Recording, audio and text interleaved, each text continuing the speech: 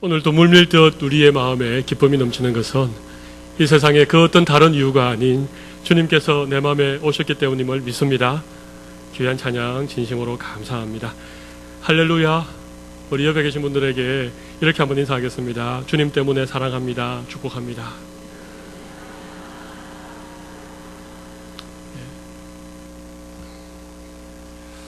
오늘 하나님을 예배하는 이 시간, 우리의 마음속에 물밀듯한 기쁨이 찾아오는 귀한 은혜가 있으시기를 바랍니다.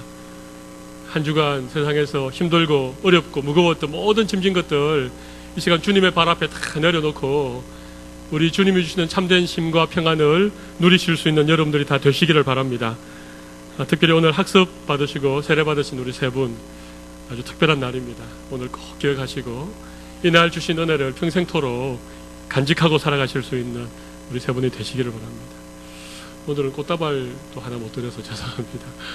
네, 나중에 마치고 많이 축하해 주시기를 바랍니다. 여러분, 사람은 떡으로만 살 수 없습니다. 떡만 먹고 사는 존재가 사람이 아닙니다. 무엇을 먹어야 됩니까?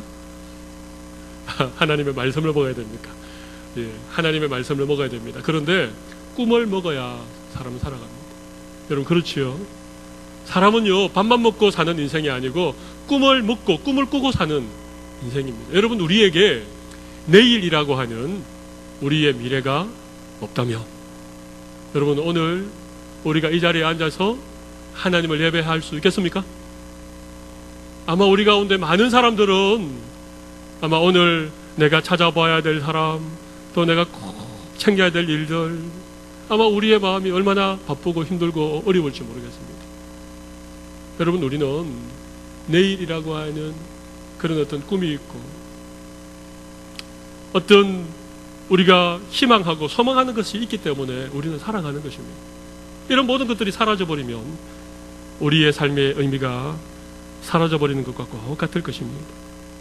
여러분, 우리에게 내일이 없어도, 우리에게 꿈꿀 수 있는 내일이 우리에게 없어도 우리의 인생이 이렇듯 허망해지는데, 여러분, 만약에 우리가 이 땅을 떠날 때에 우리 앞에 기다리는 것이 영원한 형벌이고 영원한 심판이고 지옥 형벌을 받고 영원히 멸망당하는 그런 우리의 인생이 기다리고 있다면, 여러분, 우리가 하루하루 살아가는 것이 얼마나 힘들겠습니까?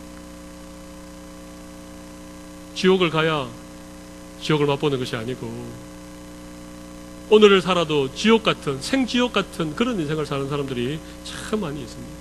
그런데 여러분, 우리에게 내일이 있고 영원한 어떤 생명에 대한 소망을 우리가 가지고 살아간다. 우리가 이 험한 세상 살아가지만 언젠가 이 세상을 떠나면 하나님이 예비하신 영원한 나라, 영원한 생명, 그것을 누리게 될 것이다.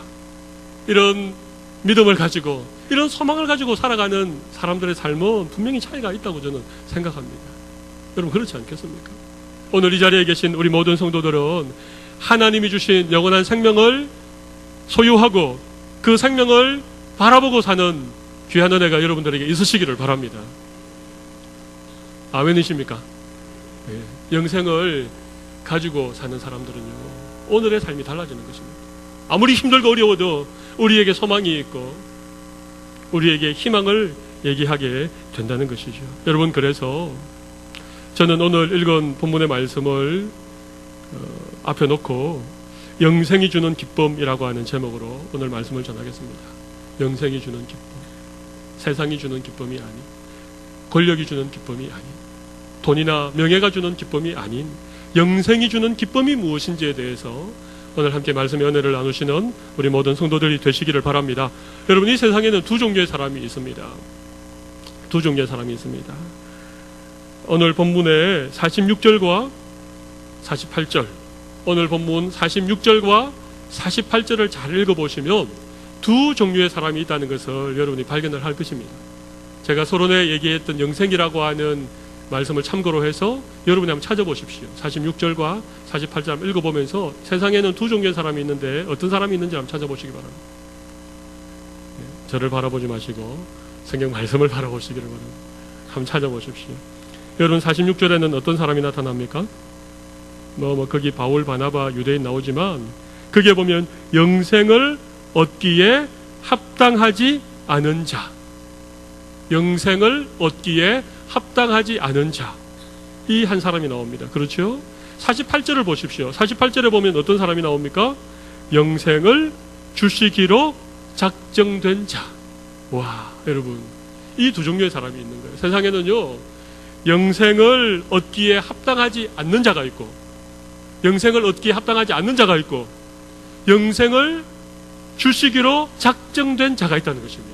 좀 쉽게 얘기하면 이런 얘기입니다. 영생을 가진 자가 있고 영생을 가지지 못한 자가 있다는 것입니다. 여러분, 세상에는 두 종류의 사람밖에 없습니다. 영생을 가진 자와 영생이 없는 자. 여러분은 어떤 사람입니까? 영생을 가진 자입니까? 아이고, 이 아멘이 이렇게밖에 나오셔야 됩니까? 여러분, 영생을 가진 자입니까? 예. 여러분, 영생을 얻기에 합당하지 않는 자, 여러분, 이 사람들이 어떤 자인지를 한번 본문을 통해서 보시기 바랍니다. 46절을 다시 한번 보시면 참 놀라운 말씀이 있습니다. 영생을 얻기에 합당하지 않는 자로 어떻게 했다고 말하고 있습니까? 자처했다는 것입니다. 자처라는 말은 뭡니까? 나는 영생을 얻기에 어떤 자격이 없어. 나는 영생이 필요하지 않아. 나는 그 영생과는 별로 상관이 없는 사람이야. 이렇게 얘기했다는 것입니다.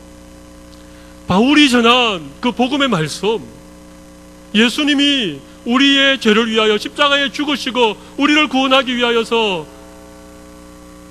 이 땅에 오셔서 죽으시고 사흘 만에 부활하셨다고 하는 그 복음을 듣고도 이 유대인들, 이 영생을 얻기에 합당하지 않은 이 유대인들은 자기들 스스로 그 복음을 발로 걷어차버리고 그 복음이 필요 없는 사람으로 스스로 자처했다는 것입니다.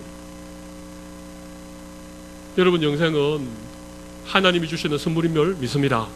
영생은 우리의 노력이나 우리의 자격이나 우리의 공로를 얻을 수 있는 것이 아닙니다. 하나님의 은혜고 값없이 주시는 선물입니다. 내가 무슨 노력을 한다고 해서 영생을 얻을 수 있고, 내가 뭔가 좀 종교적으로 뭔가 공로를 쌓고 선행을 많이 해야 하나님 영생을 나에게 주시는 게 아닙니다. 영생은 선물입니다. 거저 주시는 은혜입니다. 그런데 잘 보십시오. 그렇게 하나님이 영생을 주시기를 원하시는데도 그것이 필요 없다라고 스스로 자처하는 사람이 있다는 것입니다. 나는 영생 따위는 필요 없어. 나는 하나님이 영생을 주지 않아도 나는 이 세상에서 잘 살 수 있어. 나는 내가 가진 열심, 내가 가진 어떤 종교적인 어떤 그런 어떤 노력, 그것만으로도 나는 내 스스로 구원을 얻을 수 있어. 그러면서 하나님이 주는 영생을 얻기에 합당하지 않은 자로 스스로 자처한다는 것입니다. 여러분, 이런 사람들이 분명히 있습니다. 아무리 복음을 전해도 예수님이 나의 구원자가 되신다는 얘기를 아무리 얘기해도 들은 척 만척 하는 사람들이 있습니다. 오늘 영생을 얻기에 합당하지 않은 자로 자처하시는 이 유대인들처럼 하나님이 주시는 영생의 선물을 발로 걷어차시는 여러분들이 아니라 누추하고 더러운 손이지만 믿음의 손을 내밀어서 하나님이 주시는 그 영생의 선물을 받아 누리시는 여러분들이 되시기를 바랍니다. 여러분 보십시오. 영생을 주시기로 작정된 자, 여러분, 영생을 주시기로 작정된 자가 다 믿었지요. 내가 믿어서 영생을 받은 것이 아니고 하나님이 이미 영생을 주시기로 작정된 자들은 다 믿더라는 것입니다. 그러니까 정말 영생은 하나님 우리에게 주시는 선물입니다. 내가 어떤 조건을 걸고 내가 어떤 자격이 있어서 받을 수 있는 것이 아니라 영생을 주시기로 이미 작정하셨기 때문에 우리에게 믿음이 생기고 하나님의 말씀을 들을 때에 그 말씀이 아멘 아멘으로 우리에게 받아들여지는 것은 하나님이 이미 우리에게 영생을 주시기로 작정하셨기 때문임을 믿습니다. 오늘 이 말씀이 믿어지십니까? 할렐루야. 그러면 우리는 하나님께로부터 영생을 받은 자인 것입니다. 여러분, 영생이라고 하는 의미는 두 가지 의미가 있습니다. 하나는 미래적인 의미가 있습니다. 우리가 이 땅을 떠나서 천국 가서 누리게 될 영원한 생명, 그게 영생이죠. 이건 영생의 미래적인 의미입니다. 그런데 여러분, 영생에는 현재적인 의미가 또 하나 있습니다. 우리는 죄로 말미암아 죽었던 자들입니다. 하나님께로부터 진노와 심판을 받기에 합당한 그런 자들이었습니다. 하나님의 진노의 대상이었습니다. 여러분 맞지요? 우리의 죄 때문에 하나님과 원수되어졌던 자들입니다. 그런데 우리에게 영생을 주셨다는 말은 하나님과의 생명적인 관계가 다시 회복되어졌다는 얘기입니다. 이게 영생의 현재적인 의미입니다. 요한복음 6장 47절에 보면 진실로 진실로 너희에게 이르노니 믿는 자는 영생을 가졌나니. 여러분 믿는 자가 영생을 앞으로 가질 것이라고 말합니까? 아니면 가지고 있다고 말합니까? 그럼요, 가졌다라고 말합니다. 여러분 영생은 저 천국 가서 내가 받게 될 미래적인 그런 어떤 생명, 그것도 의미가 있지만 영생은요, 내가 예수 믿을 때에 하나님이 지금 나에게 선물로 주시는 것입니다. 그래서 하나님과의 생명적인 관계가 회복되어지는 것. 영생을 얻기 이전에는 우리가 심판받아야 되고 하나님께로부터 영원한 멸망을 받아야 되는 자들인데, 하나님이 나에게 영생을 주셨다는 것은 하나님의 자녀가 되고 하나님과의 생명적인 그런 관계가 회복되어지는, 이것이 영생의 현재적인 의미임을 믿으시기를 바랍니다. 그래서 여러분 세상에는 두 종류의 사람이 있는 거예요. 하나는 영생을 가진 자가 있고 또 하나는 영생을 가지지 못한 자가 있다는 사실입니다. 오늘 하나님께서 여러분 모두에게 이 영생의 선물을 이미 주셨고 또 주시고 이 영생의 선물을 누릴 수 있는 귀한 은혜가 여러분 모두에게 있으시기를 바랍니다. 여러분 내가 영생을 가지고 있다라고 하는 사실을 어떻게 알 수 있겠습니까? 오늘 본문을 통해서 제가 우리가 어떻게 영생을 가지고 있다는 사실을 확인할 수 있을지를 몇 가지를 좀 설명을 드리겠습니다. 그것은 바로 말씀에 대한 우리의 반응입니다. 말씀에 대한 반응을 보면 내가 영생을 가졌는지 내가 영생을 가지지 못했는지가 딱 판가름이 난다는 것입니다. 여러분 오늘 본문의 말씀을 다시 한번 주목해 보십시오. 44절 말씀과 45절 말씀을 보면 영생을 가진 자가 바울이 전했던 그 말씀에 대한 표현이 있고, 영생을 가지지 못한 자가 바울이 전한 그 복음에 대한 표현이 나와 있습니다. 자 보십시오. 영생을 가진 자는 사도 바울이 전한 복음을 뭐라고 얘기합니까? 다 하나님의 말씀을 듣고자 하였다는 것입니다. 그러니까 영생을 가진 자들은요, 바울이 전한 그 복음, 바울이 전한 말씀을 누구의 말씀으로 지금 믿습니까? 하나님의 말씀으로 믿는다는 것입니다. 바울이 전했지만 바울을 통하여서 하나님이 하신 말씀이다, 그렇게 믿어진다는 것입니다. 그런데 여러분 보십시오. 영생이 없는 자들, 유대인들, 영생을 얻기에 합당하지 않은 자로 자처했던 이 영생 없는 유대인들은 45절에 뭐라 그럽니까? 유대인들이 그 무리를 보고 시기가 가득하여, 그 다음 뭐라 그러죠? 바울이 말한 것을 반박하고 비방했다는 것입니다. 여러분 이게 차이입니다. 영생을 가지고 있는 사람들은 누가 전하든지 성경 말씀을 전하고 예수님을 전하고 복음을 전하면 저 말씀이 하나님의 말씀이구나, 그렇게 받아들인다는 것입니다. 그런데 영생이 없는 사람들은요, 아무리 하나님의 말씀을 전해도 예수님에 대해서 얘기를 해도 그 말을 누구의 말로 받아들이는 것입니까? 바울이 말한 것이라고 얘기하는 것입니다. 바울이 말한 것. 여러분 복음은 바울이 말한 것입니까? 하나님의 말씀입니까? 그렇습니다. 누가 전하느냐보다 더 중요한 것은 누구에 대하여 전하느냐가 중요한 것입니다. 다시 말씀드립니다. 누가 전하느냐보다도 더 중요한 것은 누구에 대하여 전하느냐가 더 중요하다는 것입니다. 근데 여러분 많은 성도들이 참 안타깝게도 누가 전하는가에 따라서 그것을 받아들이기도 하고 그것을 그냥 무시해버리기도 합니다. 여기에 유명한 사람이 와서, 대단한 설교자가 와서 설교를 하며 와 하나님의 말씀인가 보다, 그렇게 받아들이면서 여기에 보잘것없는 어떤 분이 있어서 뭐 아직 목사 안수를 받지 못한 뭐 전도사님이 있었거나 뭐 저같이 설교를 못하는 목사가 있어서 이렇게 설교를 하며 그냥 그것이 뭐 누구의 말, 이렇게 얘기를 해버린다는 것입니다. 여러분 이건 대단히 말씀에 대한 잘못된 자세입니다. 우리가 영생을 가지고 있다면 그 전한 말씀을 하나님의 말씀으로 받아야 된다는 것입니다. 여러분 오늘 이곳에서 전해지는 말씀이 여러분들에게 하나님의 말씀으로 받아들여지기를 바랍니다. 여러분 이곳에 누가 서더라도 상관없습니다. 이곳에 누가 서서 전하는데 그 전하는 말씀 속에 예수님에 대하여 전한다면, 그 말씀 속에 성경 말씀을 내용으로 전한다면 그 말씀은 하나님의 말씀인 줄로 믿습니다. 아무리 대단한 사람이 와서 여기에서 설교를 해도 세상 얘기하고 자기 자랑하고 하나님과 예수 그리스도에 대하여서 전혀 상관없는 얘기를 하면 여러분 그건 하나님의 말씀이 아닙니다. 그것을 분별할 수 있는 것이 우리에게 영생이 있는 증거입니다. 성도들 가운데 혹 이런 분들이 계시더라고요. 나는 어떤 목사님의 설교가 제일 좋아. 그러면서 막 그 목사님의 책도 사고 그 목사님의 설교 테이프도 사고 그 목사님.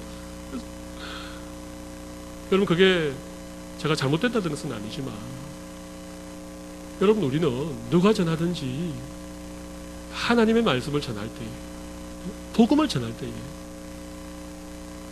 그 전하는 말씀을 통해서 하나님의 음성을 듣고 하나님의 말씀을 깨달을 수 있는 그런 여러분들의 귀한 믿음의 자세가 다 되시기를 바랍니다. 그리고 또 보십시오.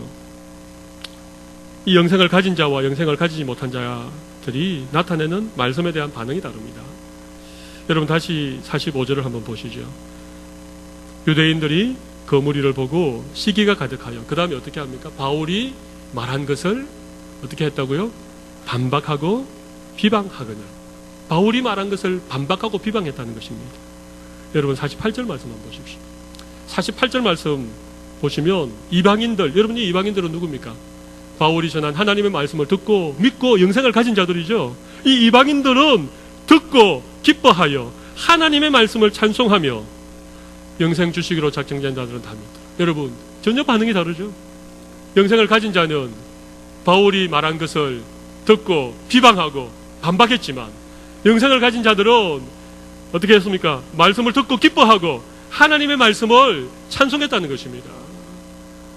여러분, 말씀 들을 때에 말씀에 대한 우리의 반응입니다. 이것이 내가 영생을 가졌는지 내가 영생을 가지지 않았는지를 분명하게 보여주고 있습니다. 여러분, 말씀 들을 때에 반박이 되십니까? 이게 반박이라고 하는 것은요, 조목조목 논리적으로 이렇게 반대하는 것을 반박이라고 그러고, 비방은 그냥 감정적으로 그냥 싫어하고 이렇게 하는 것을 비방이라고 합니다. 여러분, 그 유대인들이 바울이 하는 그 설교, 이 13장 앞부분에 나와 있는 비시디아 안디옥에서 그 회당에서 안식일날 전했던 그 설교, 출애굽했던 이스라엘 백성들의 역사로부터 쭉 시작해서 예수 그리스도가 십자가에 달려 죽으시고 그분이 우리의 구세주라고 하는 그 사실을 전했을 때에, 유대인들은요, 자기가 가지고 있는 율법의 잣대, 자기들이 오랫동안 믿어오고 연구해왔던 그런 어떤 자기의 어떤 신앙의 잣대를 딱 들이대가지고 바울이 전한 그 말을 하나하나 반박했다는 것입니다. 이건 이래서 틀렸고, 이건 이렇게 율법과는 맞지 않고, 다 반박했다는 것입니다. 받아들일 마음의 자세가 전혀 안 돼 있었다는 것입니다. 그리고 그걸 비방했습니다. 왜 비방했는가 하면 시기심 때문에 비방했습니다. 많은 사람들이 바울의 말을 듣고 막 모여오니까 시기 질투가 나가지고 그 바울의 말을 비방했습니다. 여러분, 하나님 말씀 들을 때에 우리의 마음에 이런 생각이 들면 안 됩니다. 반박하는 거, 저건 틀렸다, 뭐 저건 맞다.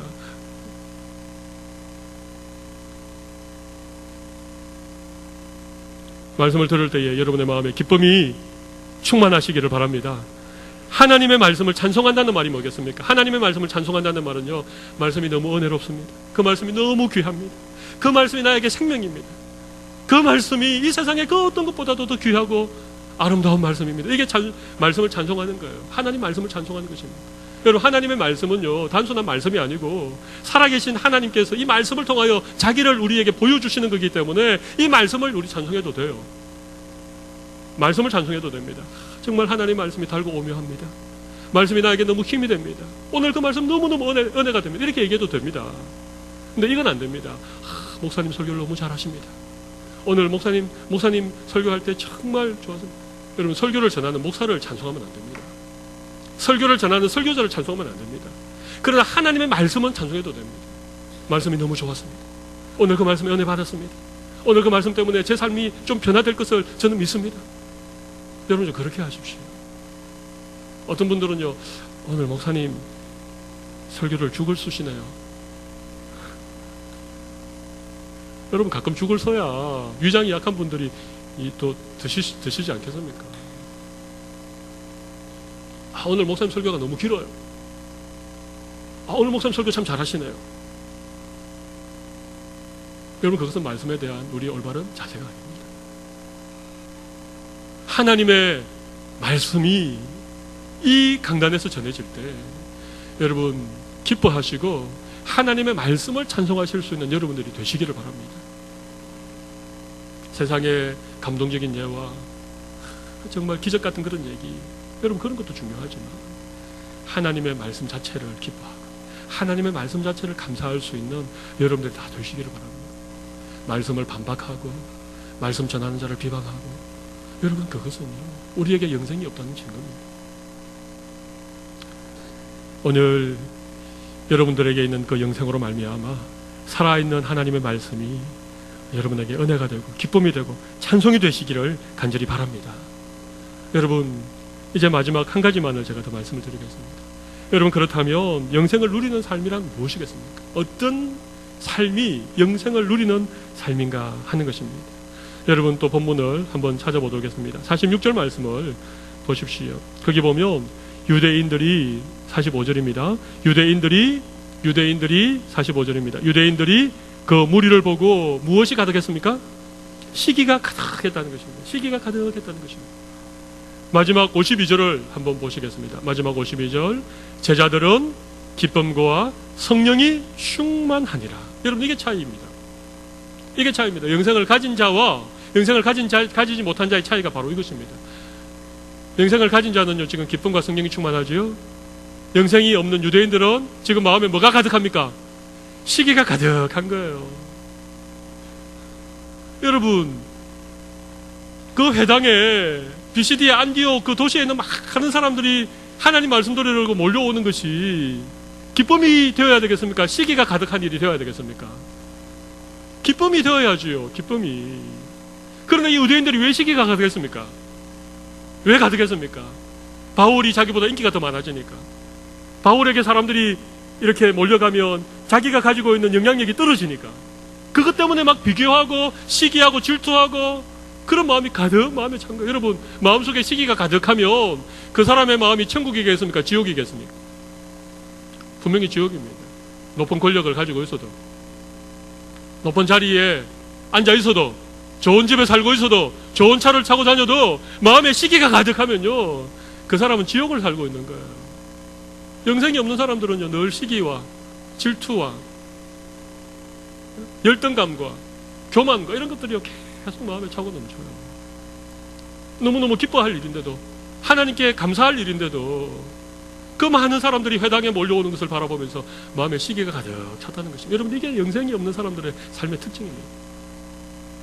여러분 그렇다면 영생이 있는 사람들은 어떻게 했다고요? 52절에 기쁨과 성령이 충만했다는 것입니다. 여러분 여기 제자들이라고 하는 말씀이 참 애매합니다. 이 제자들이 누구를 가리키는가? 그것을 해석하는 것이 쉽지 않습니다.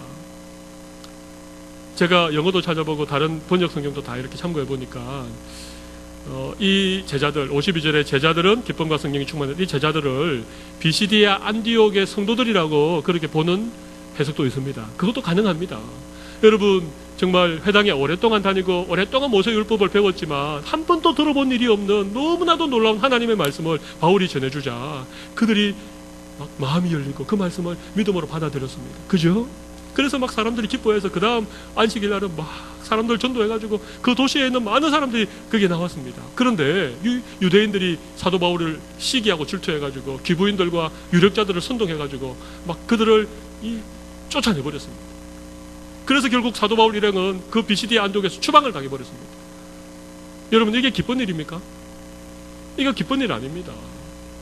그런데도 여러분 그들이 들은 이 영생의 말씀 때문에, 그들에게 주신 하나님의 놀라운 그 은혜 때문에, 그런 상황임에도 불구하고 비시디아 안디옥 교회 성도들의 마음에는 기쁨과 성령이 충만했다는 것입니다. 할렐루야.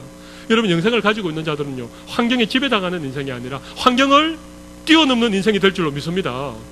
여러분 이 제자들을 바울과 바나바라고 한번 생각해 보십시오. 그렇게도 볼 수 있습니다.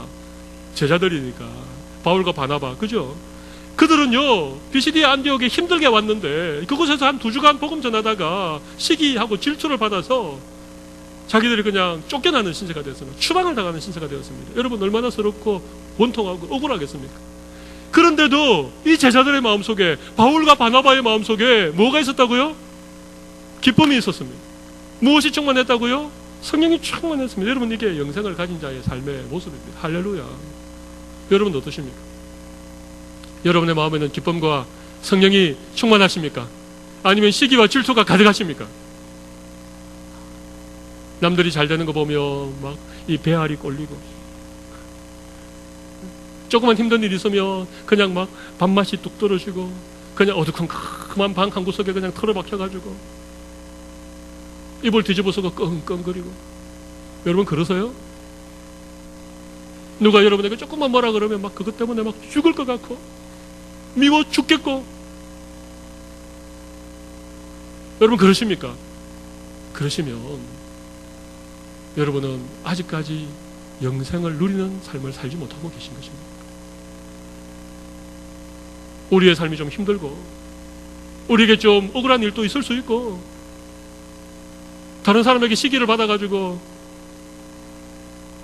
괜히 어려움을 겪기도 하는 일이 혹 있을지라도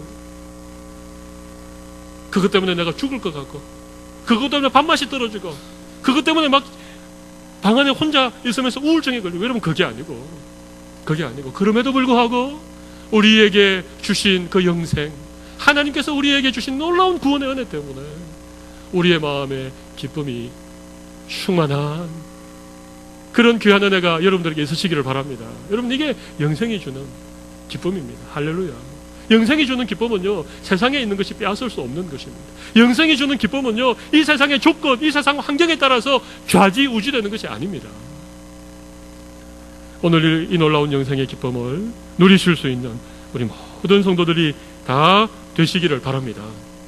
오늘 점검해 보십시오. 여러분의 신앙을 꼭 한번 점검해 보십시오. 나는 영생을 가진 자인가? 그렇지 못한 자인가? 하나님의 말씀에 대한 나의 반응은 무엇인가? 우리에게 일어나는 여러 가지 세상적인 그런 일들에 대하여서 나는 금방이라도 기쁨을 빼앗기고 시기와 질투가 가득 차는 인생인가? 아니면 그럼에도 불구하고 주님이 주시는 기쁨과 성령이 충만한 그런 은혜를 누리는가? 오늘 모두 다 이 은혜를 누리시는 영생 가진 자의 복을 누리시는 여러분들 다 되시기를 바랍니다. 우리 가슴에 손을 올리고 잠시 한번 기도하도록 하겠습니다. 우리 시간 말씀을 생각하면서 기도하겠습니다.